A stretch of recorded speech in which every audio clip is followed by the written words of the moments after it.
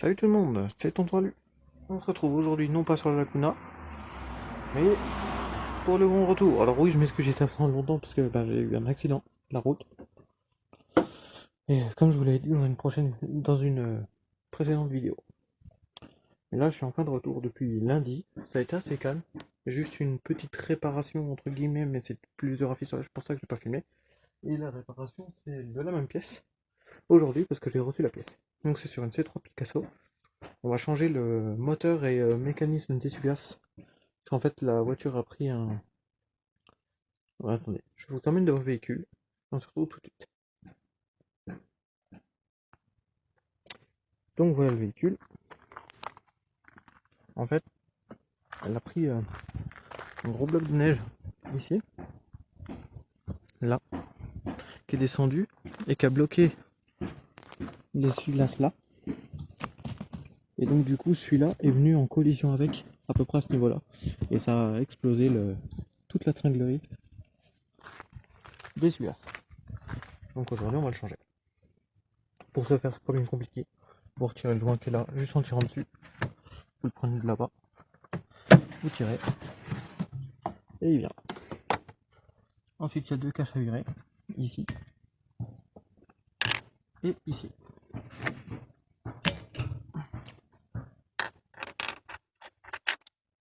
Voilà. Un cliquet 16. Ou faut quand même un peu forcer, c'est des essuie-glaces quoi. Voilà. On vire les deux.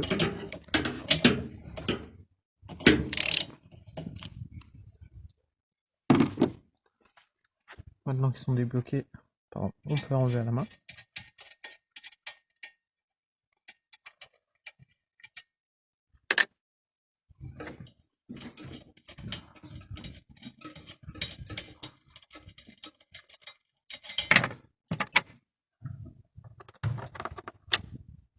Maintenant, il faut retirer les essuie-glaces. Un peu compliqué. En fait, il faut le lever. Il faut tirer sur le bras et en même temps avoir les doigts en dessous, comme ça, pour le faire venir de manière homogène, comme ça. Donc, oh, là, il viendra pas. Ou alors, ça existe, ça s'appelle un, je sais plus. Je vous remettrai le nom là tout de suite. Voilà, en sous-titre. Parce que j'ai perdu le nom d'outil. Il faut faire gaffe parce que vous pouvez péter le bras si vous faites pas attention. Donc je vais essayer de vous filmer ça. Donc on lève l'essuie-glace, on met les mains dessous et on tire.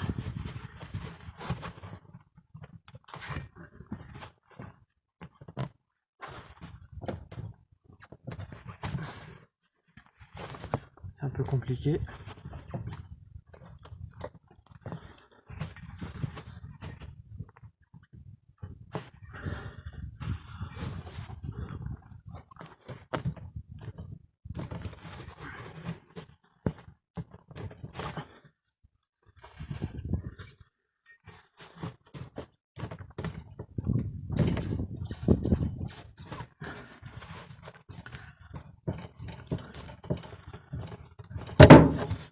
Voilà, c'est fait. Encore une fois, faites très attention. Si vous pétez le bras, c'est compliqué. Je fais l'autre que je vous retrouve après. Maintenant que c'est retiré, vous pouvez le prendre, ça se vire tout seul. En fait, il faut le lever un peu et le virer des petits joints qui sont là. Voilà. Faites attention à la barre. Pareil de ce côté. Attention, ici, il y a un truc en plastique. Voilà. Voilà. Faites attention petit cache dedans. Parce que moi, il est tombé.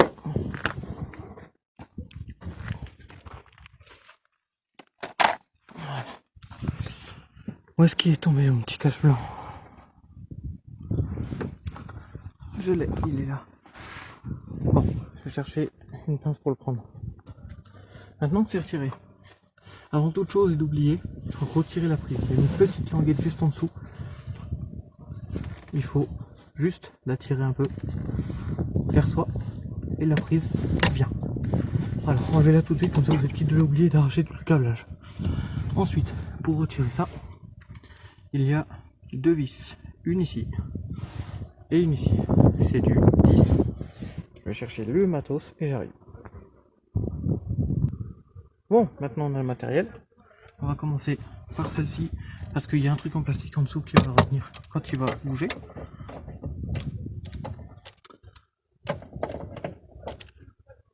Celle-ci, c'était du 8. Sur l'autre, c'est du 10, j'avais contrôlé avant. J'arrive. En fait, j'avais raison, c'était bien du 10. Sauf que je me suis aperçu que ma douille est morte. Du coup, j'ai pris une plus grosse douille. Une douille à choc. Donc, comme je vous le disais, vous desserrez.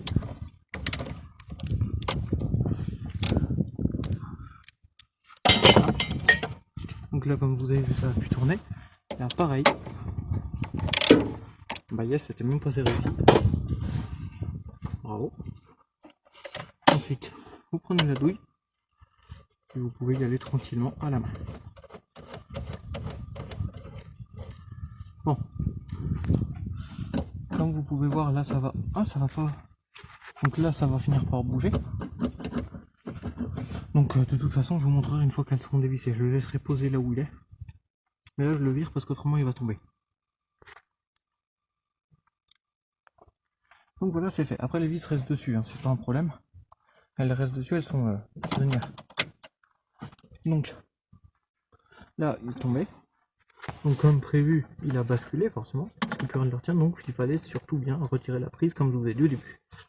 Ensuite, pour le sortir, vous le prenez où vous voulez. Moi, je le prends par là. Vous le faites venir un petit peu vers vous. Vous le rattrapez, vous le faites basculer. Et vous le sortez. Et le voilà. On le compare à l'autre pièce. Rassurez-vous, j'entrepose pas des pièces sur des voitures, c'est juste que là c'est la mienne. On compare bien évidemment que les deux soient pareils, soient identiques. Donc, on voit bien, hein, clairement.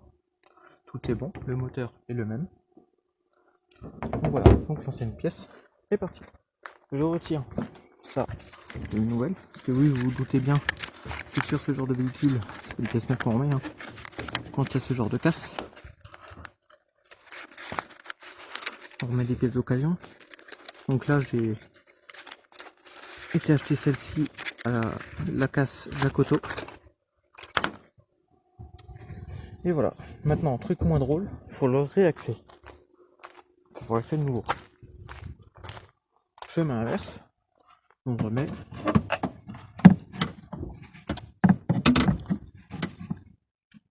Donc là, il faut surtout passer ça en dessous. Donc, il faut voir un petit peu. Et voilà. Il faut jouer un petit peu avec, le faire venir et l'emboîter, en quelque sorte. Et voilà. Plus qu'à le revisser. Là, je vous laisse vous mes deux mains. En gros, vous n'avez plus qu'à jouer avec pour rentrer les vis. Vous presserrez. Une fois qu'elles sont presserrées, vous vissez à fond. Et je vous retrouve juste après. Voilà, c'est remonté. Regardez, ça bouge plus. Chose très importante, faites attention, celle-là est un petit peu plus pénible à mettre. Celle-là, elle s'emboîte toute seule, à cause du fait qu'il y a l'autre là-bas, là en dessous, qui la tient. Mais celle-là, elle est un peu plus coriace. Il faut vraiment jouer comme ça, et un peu comme ça aussi, pour bien trouver le centre. Donc pour le novice, truc tout bête, hein, vous tournez la vis en même temps avec la douille, et vous essayez à tâtons comme ça, vous la faites bouger. Et dès qu'elle va rentrer, vous tournez, vous essayez de lever, si ça lève, c'est que c'est pas bon pour commencer. À ce niveau-là, bien sûr, hein, pas l'autre. Et si jamais ça lève pas, bah, c'est qu'elle est mordante. Donc vous tournez encore quelques tours, puis après vous serrez. Ensuite, on n'oublie pas, bien sûr, de rebrancher la prise. L'effet inverse, vous la mettez dedans, vous poussez juste quand on le clique. Voilà. Et maintenant, truc très important, avant de tout remonter pour rien, on teste. Que si ça marche pas, alors on va tout remonter pour rien. Voilà. Donc on a la clé du véhicule, on ouvre, on va dedans. Je n'aime pas trop grand chose sur cette voiture parce que c'est une voiture client ça. Hein. On met le contact. Et on actionne les essuie-glaces. On entend déjà un bruit. Vous l'entendez pas mais moi je l'ai entendu. Donc ce qu'on fait c'est qu'on les fout à fond. Et on va voir. Regardez ça. Il faut que ça bouge, parce que ça entraîne celle-ci. Et il faut que ça bouge aussi. Là, c'est à pleine vitesse, on voit que ça marche. On va réduire un peu la vitesse. Donc ça, c'est la vitesse normale. On voit que ça tourne bien aussi. Maintenant, on va mettre en intermittent, voir si ça fonctionne. Là, ça tourne. Ça ne tourne plus.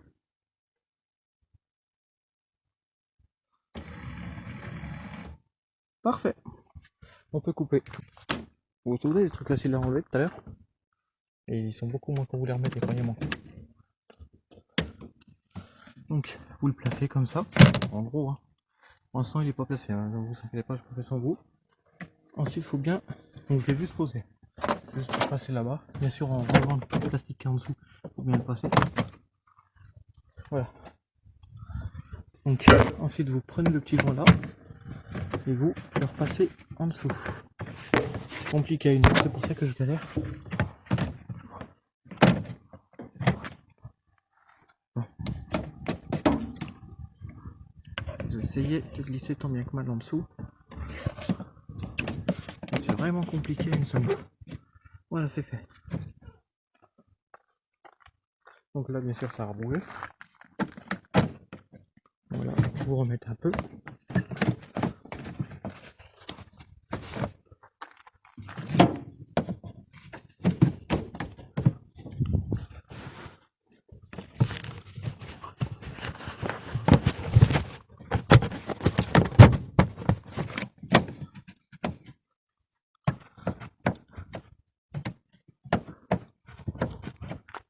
Je crois que c'est ok.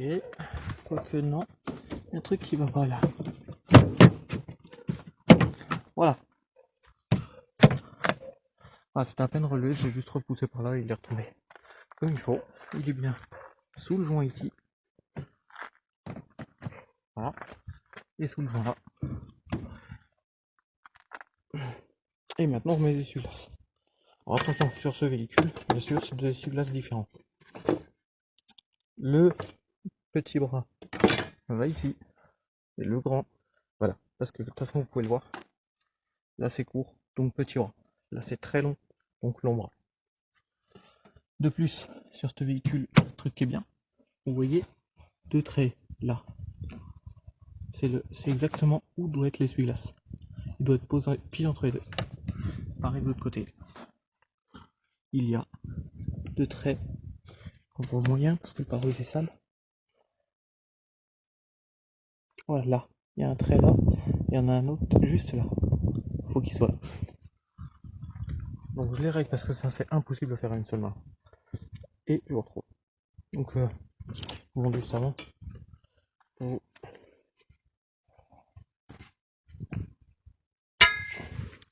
le prenez.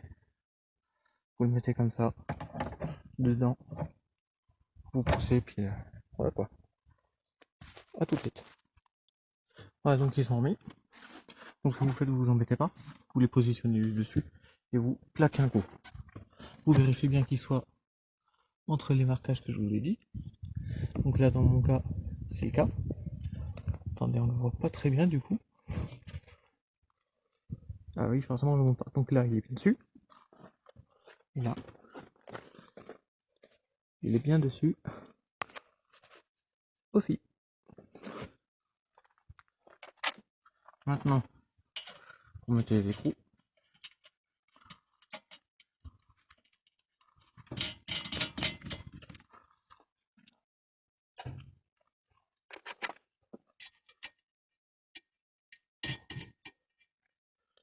Attention, subtilité quand vous allez serrer.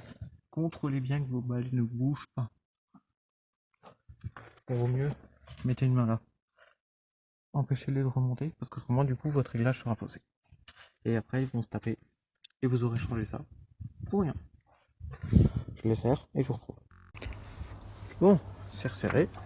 Avant de refaire quoi que ce soit, prochaine étape, bien sûr, on vérifie déjà le réglage.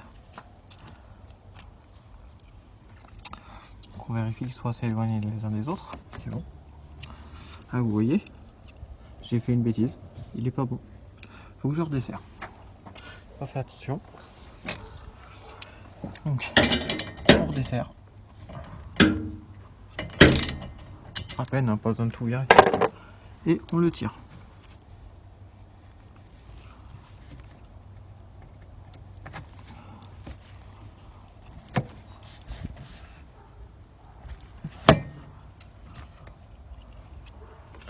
Maintenant que c'est fait, on resserre.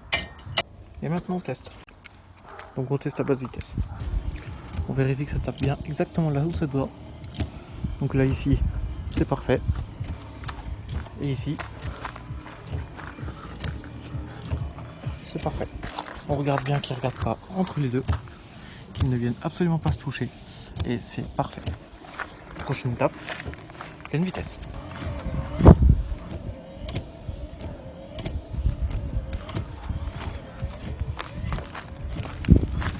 Comme vous pouvez le constater, ils sont nickel.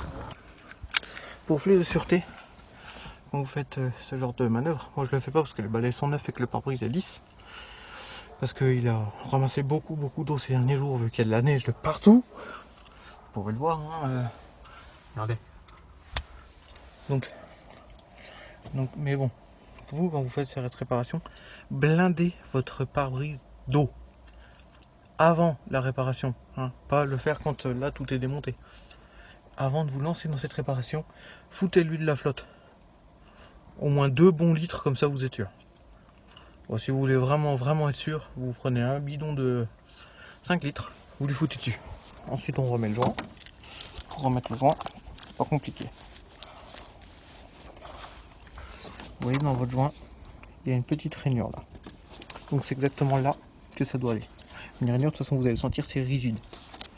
Donc vous allez le repositionner comme il doit être. Tout simplement le poser.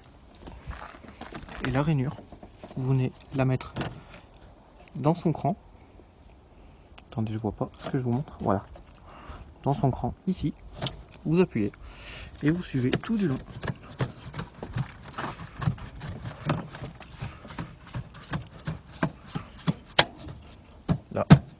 Là vous essayez de tirer, il vient pas. C'est que c'est bon. Réparation terminée. Ah non, pardon. Vous voyez, j'ai failli refaire une bêtise. Comme quoi ça arrive, heureusement qu'on contrôle. Remettre bien les petits caches sur les vis, donc oui, il y a un sens. C'est simple, vous le posez dessus, vous tournez. Dès qu'il commence à bloquer, vous l'appuyez. Deuxième pareil. Vous tournez, vous allez voir, hein, il va très vite bloquer. Il bloque, on peut plus tourner. Vous appuyez. Et c'est bon. C'est parfait. La voiture est réparée. Voilà. Voilà comment on répare. Donc c'est des petites réparations vite fait. Ça prend quoi? Allez, on va dire 30 minutes maximum. Hein. Quand tout va bien comme ça, bien sûr. Et sur cette même voiture, elle doit revenir parce que le client veut faire sa distribution. Donc ça se passera là. Au cas où vous vous demandez, c'est un Elite 6 Citroën, parce que c'est une C3 Picasso, celle-là. Donc un Elite 6 diesel, bien sûr. Donc voilà, plus qu'à rendre le véhicule au client et lui dire que tout s'est bien passé comme prévu. Et si jamais ça se passe mal, bah dans ce cas-là, c'est pour moi, bien sûr, hein, parce que le client m'a donné la voiture, tout fonctionnait, donc tout doit refonctionner quand je lui rends. Ça, c'est la loi. Évidemment. Bon, bah merci de m'avoir regardé. On se retrouve très vite sur la Laguna parce que là j'ai repris le boulot lundi. Donc on se retrouve très vite. J'ai encore pas mal de travaux à faire. Donc j'ai celle-là à faire. Qu'est-ce qui arrive là? Une voiture que je vois arriver. C'est une Audi. Ah bah c'est l'Audi que j'ai été dépanné. L'Audi A4. Oui, ça m'a choqué de savoir qu'une Audi est en panne, mais bon. Oui, donc on se retrouve très vite. Donc comme je vous disais, j'ai pas mal de boulot. J'ai la C3 qui doit revenir pour la distrie. J'ai un C25 qui a un joint de culasse. J'ai quoi d'autre? J'ai toujours des... comment ça s'appelle? La tringlerie de boîte sur la Laguna. qui n'est pas faite elle non plus. J'ai le capteur pression turbo sur la Laguna. Sur celle-là, j'ai quand même pas mal de boulot aussi. Donc on va se revoir. Allez, à très vite. Ciao tout le monde, c'était Tonton Lu. Bisous.